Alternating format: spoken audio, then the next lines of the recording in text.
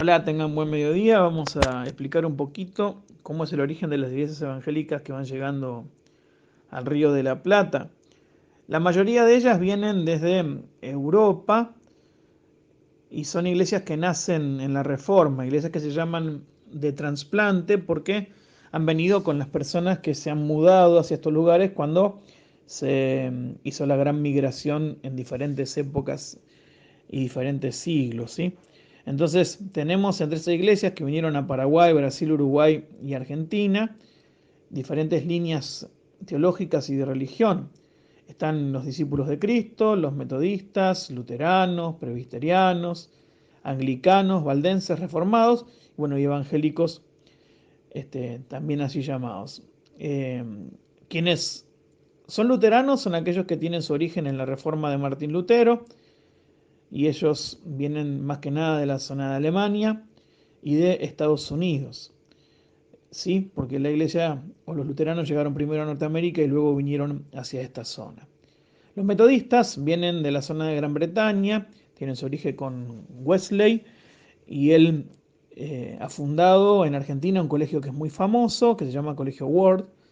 Está en Ramos Mejía, en Buenos Aires, y seguramente si buscan en algún lugar van a descubrir que es un colegio muy importante. Discípulos de Cristo en Argentina prácticamente no hay, ellos vienen también desde Norteamérica y desde Europa, han hecho sí su base o tienen varias iglesias en el Paraguay. Los anglicanos vienen de Inglaterra y junto con los reformadores tienen su origen en los pensamientos de Ulrico Zwinglio, quien fue este, de la misma época de Martín Lutero, y Juan Calvino, que también fue de la misma época de Lutero. Ellos fueron quienes dieron origen a la iglesia reformada y a la iglesia anglicana. La iglesia valdense es anterior a la reforma. Ellos, con Pedro Baldo, que lo que pedía era que la Biblia sea traducida al idioma de la gente, fueron expulsados de la iglesia católica y entonces formaron su comunidad. Así que de esta forma es como se fue conformando las iglesias de trasplante que han venido llegando hacia la zona de Latinoamérica. Nosotros, la Iglesia Evangélica del Río de la Plata, tiene su origen en la Iglesia de la Unión Prusiana. Esta Iglesia de la Unión Prusiana, ¿sí? Prusia era el momento anterior a transformarse en Alemania, y ellos tenían una iglesia donde se unió a los luteranos y a los reformados. Entonces se llama Iglesia de la Unión.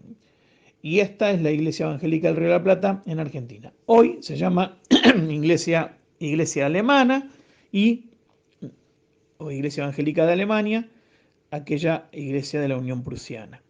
Y nosotros somos Iglesia Evangélica del Río de la Plata. Después algo que es importante para que vamos a entender, nosotros somos evangélicos porque basamos nuestra enseñanza en el Evangelio, aunque utilizamos toda la Biblia, ¿verdad? Pero no somos evangelistas, por decirlo de alguna forma, porque es una palabra que muchas veces se utiliza despectivamente para aquellos que no tienen formación teológica o que no han sido estudiosos en la Biblia.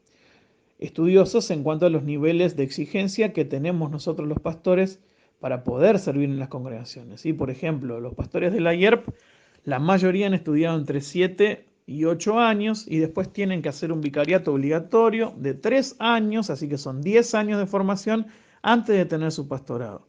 Y quienes son llamados evangelistas, que son de las iglesias pentecostales o neopentecostales, una mañana se despiertan y dicen que el Dios los ha llamado y que entonces van a ser pastores, reciben una formación bien simple y comienzan a estar en comunidades.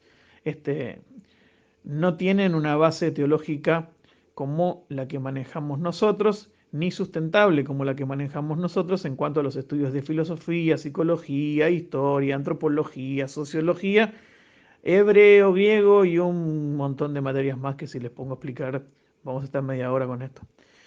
Así que bueno, eso es una gran diferencia.